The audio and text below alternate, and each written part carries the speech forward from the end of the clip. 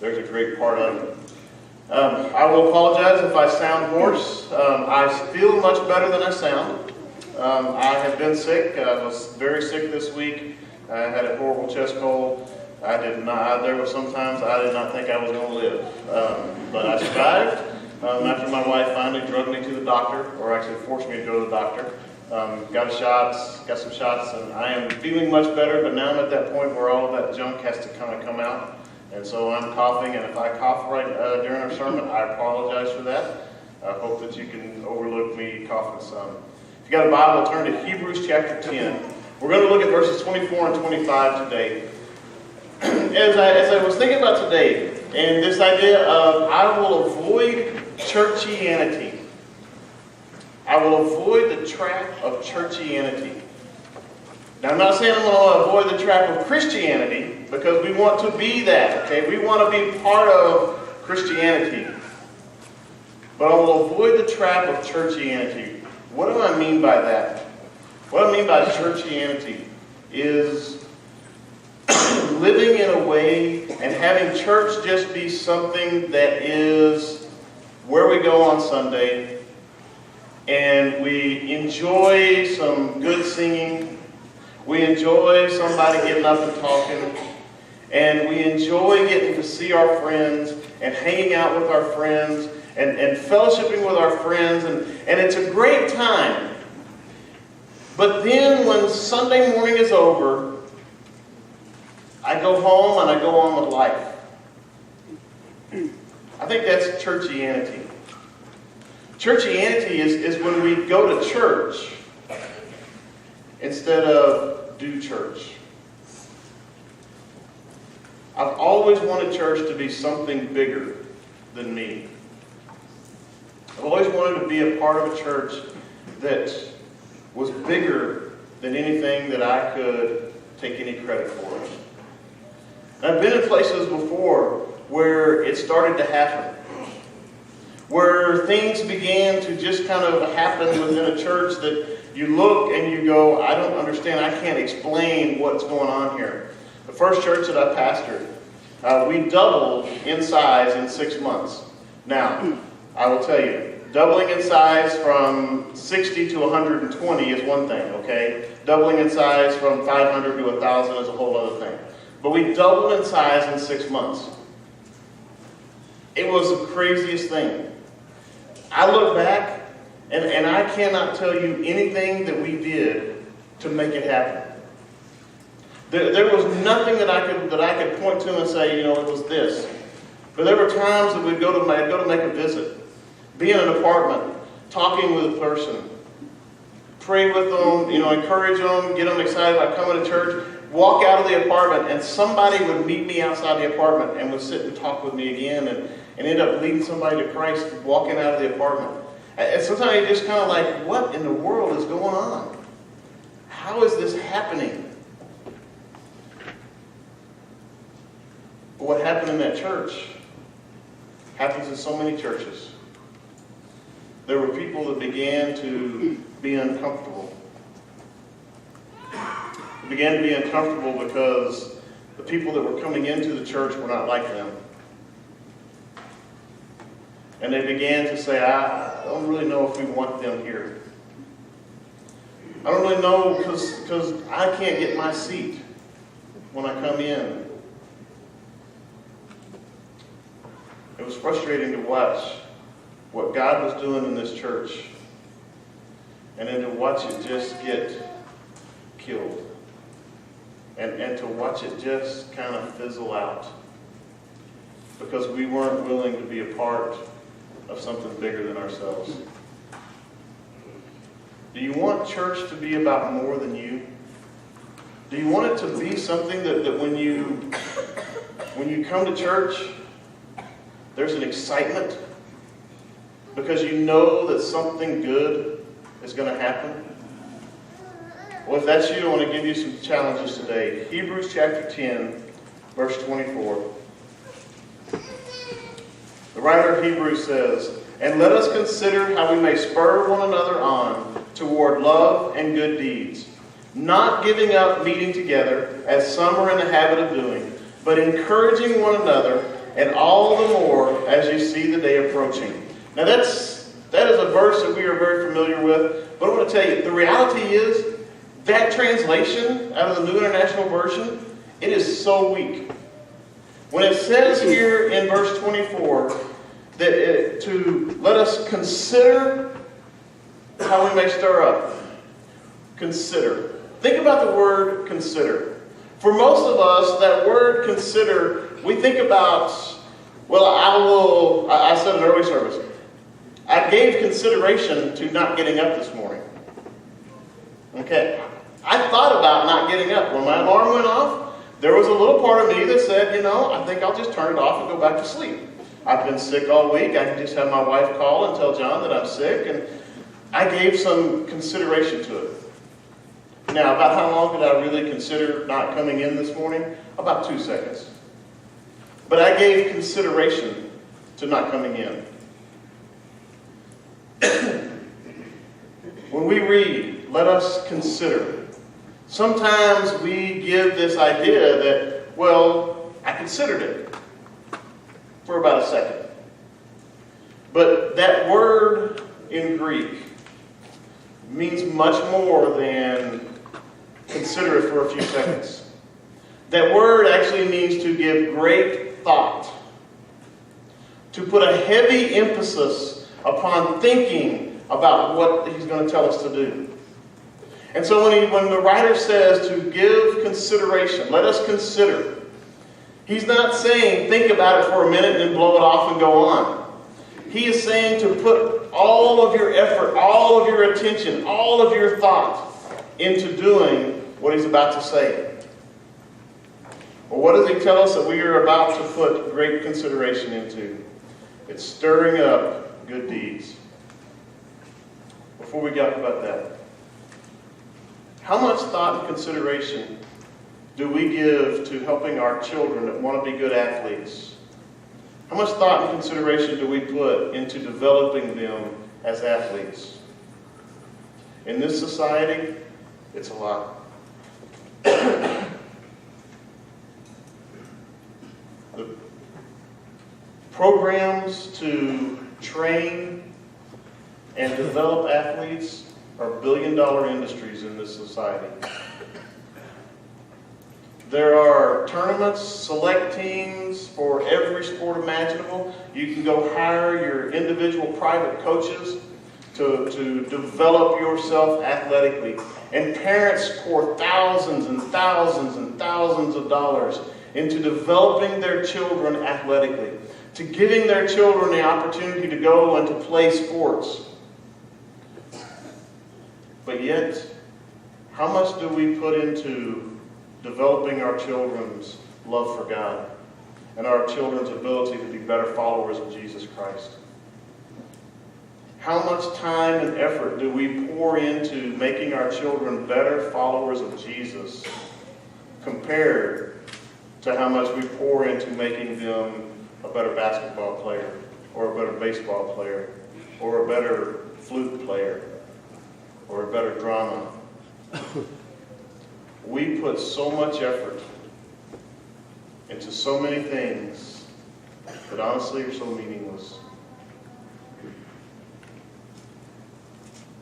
Are we willing to invest in our children in the right things? Invest our time and our money into training them to be better followers of Jesus Christ. And you may say, well, Grant, that's why we bring them to church on Sunday morning. That's why we bring them to Bible drill on Sunday night. That's why we bring them to RAs and GAs on Wednesday nights and youth on Wednesday nights. That's why we do all of that. Okay, that's a great start. But parents, if that's all you're doing, you're not doing near enough. Because there is not enough time on a Sunday morning, Wednesday night, and Sunday night for us to train your children in everything they need to know to be a good follower of Christ. It's not going to happen. You want your children to be a good follower of Jesus Christ? You want them to love Him more and to want to serve Him more? Then you have got to put the effort in. You have got to invest the time and the energy to make them and to give them that knowledge. You've got to live it. That's giving great consideration and thought. And then Paul, the writer of Hebrews, says we give that great consideration. We give this great thought to how to stir up love and good deeds. That word stir up, it means incite. As in, incite a riot. In Acts chapter 15, verse 39, it's exactly what it talks about. It's used in a very negative sense there. We don't like to think about, most of our cops here, if I say we want to incite a riot, most of our police officers here would be going, oh, no, we don't. They would probably say, we've worked riots, we don't want no riot. We don't want any of those. Well, I'm going to challenge us. What if as a church, we incited a riot of love and good deeds? Because that's what the writer of Hebrews says. He says, give great consideration, give great thought to how to stir up, incite a riot of love and good deeds. That's not very calm and peaceful, does it, sounding? To incite a riot of love and good deeds. Maybe we should have a rivalry with another church. Not a rivalry of we have more people than you do. But maybe we should have a rivalry with another church of can we do more good in Sanger than you can? Maybe in your Sunday school class you got to have a rivalry of good works. Your class versus another class. Which class can do the most good? Because that's what it's talking about, is we need to give thought. We need to think about how can we do the most good? What can we do to incite a riot, inflame the passions of our people to just simply want to do good, to be a source of love and inspiration in our society? That makes church much bigger than you. If you can get the understanding that one of your jobs is to start a riot of love and good deeds, you're beginning to get an understanding of what being a church member is all about. The second part of it, if we want to get to that point where we are excited and that we are inciting a riot of love, it takes a focus on gathering together. In the ancient Greco-Roman world, religious gatherings for most of the Greco-Roman world were once a month. Now, wouldn't you like to have that religion? All you got to do is just show up once a month and you're good. For a lot of us, we would go, man, I could buy that. One Sunday a month, that's all I got to do, just show up one Sunday and I'm good. For the Jewish people, it was weekly. Every Sabbath, every Saturday, you had to be at the temple. For the Christians, it was even more. The Christians, we read the book of Acts. It sounds like the Christians met every day. They had an understanding about meeting together. They were serious about meeting together. 20 years ago, the definition of a very active church member was a person that attended 3 to 4 times per week. You know what the definition of a very active church member is now? A person that attends 2 to 3 times per month. It used to be 3 to 4 times a week. Now it's 2 to 3 times a month. Why has that happened? Yes, life has gotten busy. It has. There are so many things going on Sundays. You've got all of the select leagues that have played their sports. You've got different events going on. There's always something going on. There's always a place that you want to go to see. There's so much happening that it is so easy to miss. Some of you have to work on some Sundays, and so you can't make it every Sunday. It is so easy to get to a point where you miss 2 or 3 times in a month, and it doesn't become anything because I just had to miss. But the writer of Hebrews says, do not forsake your own assembling together. Why is that so important? And why does he put it right after to stir up love and good deeds? And then he says, not forsaking your own assembling together. One, it's because we shouldn't get so focused on doing good that we may forget about worshiping with God's people. But the other part of it is, if you really want to have the energy, you want to have the drive, you want to have the passion to go out and do those good deeds, it comes from being in church. It comes from worshiping with God's people. It comes from being challenged by those around you who are living the life of Christ. It comes from being around those who are sold out to Jesus. And it's only going to happen if you don't forsake our own assembling together. Do not think that you can make church attendance a low priority in your life for your kids and have them grow up wanting to be part of church. I saw a satirical article a while back, and it was parents that were very upset because their daughter, who had attended at least once a quarter all during her childhood, she had gone to church at least once a quarter all during her childhood, when she became an adult, all of a sudden she didn't want to go to church, and they just could not understand. And they actually, I think in the article, said they were going to sue the church because, the church had not done what they were supposed to do. Now think about that. Once a quarter they went to church, and they can't understand why their daughter doesn't want to go to church. Well, daughter doesn't want to go to church because she doesn't see it's important. Because mom and dad said it's not important. Our assembling together, our worship together is important. It challenges you. Hopefully it encourages you.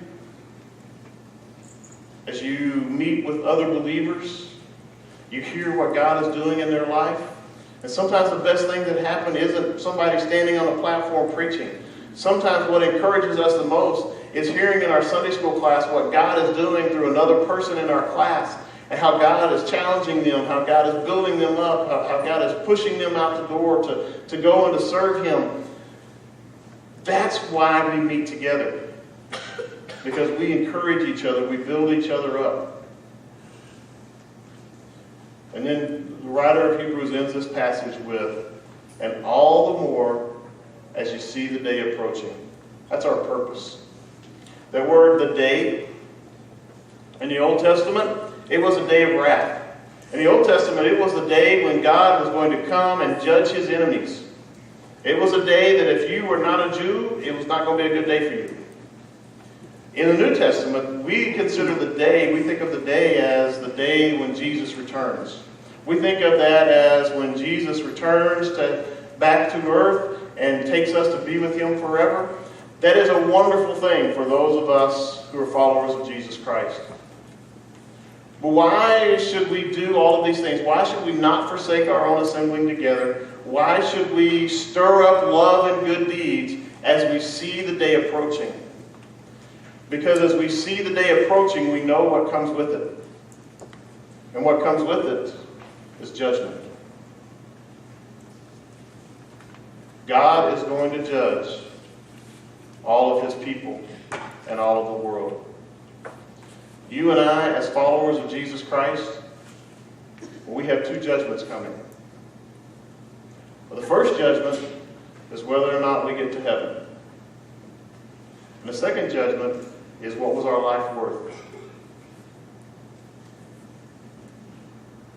As you see the day approaching, as you know that someday Jesus is going to return, and that you are going to have to present your life before Him, don't you want to have a riot of love and good deeds that you bring with you?